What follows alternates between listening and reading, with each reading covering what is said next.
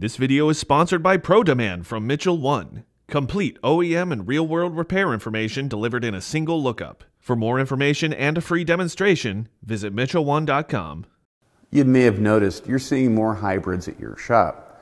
The first hybrid, well, it came out in 1999. It was the Toyota Prius. Ever since then, automakers from General Motors all the way to BMW have been introducing hybrids into their lineup to improve their fuel economy fleet numbers. But these vehicles are getting older and they require service. Chances are the customer is not going to go back to the dealership.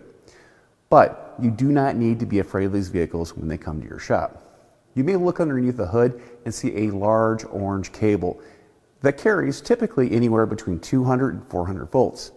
If you're doing common repairs on the brake system, the chassis system, or even underneath the hood servicing the fluids, you do not need to worry about these connections unless you're doing something a little bit more complex. Let's talk about the most common job you'll see at your shop with a hybrid vehicle: brake pad replacement. You need to keep in mind that on a hybrid vehicle that has regenerative braking, it has a different style of master cylinder.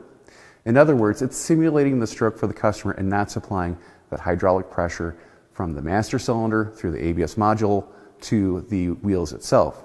It is taking that pressure and simulating a stroke for the customer and then using the regenerative braking to create the braking force.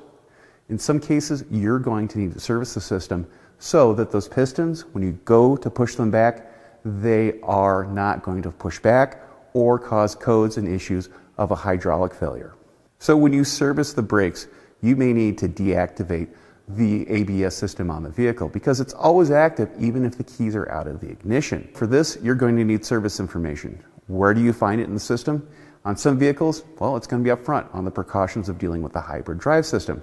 On other systems, it's going to be part of the brake pad service information. With finding this information, it may take a little while to navigate depending on the make and model.